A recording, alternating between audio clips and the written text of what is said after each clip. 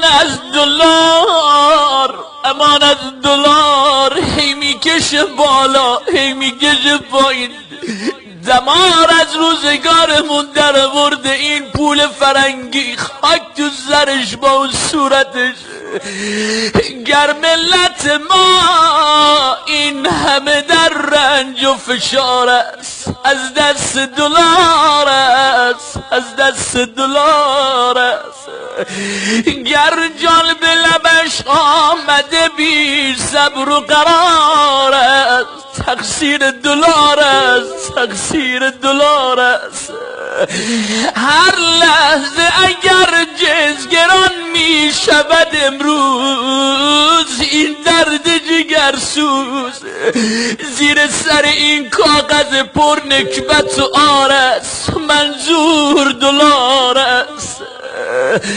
آن پول فرنگی که بسی خوشخط و خال است، بر ضد تومان است، بر ضد ریال است. گر پول وطن این همه بی ارزش و خار است، این کار دلار است، این کار دلار است. مزد به ریال است در این مملکت، ما از بخت بد ما کالا که فروشند و به این شهر و دیار است، نرخش به دلار است.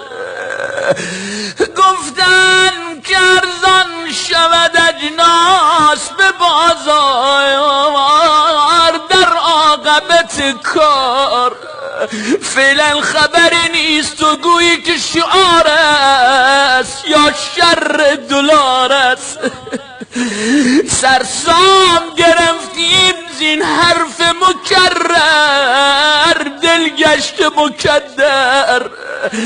نقلی که بر مجلس دار و ندار است، از نرخ دلار است.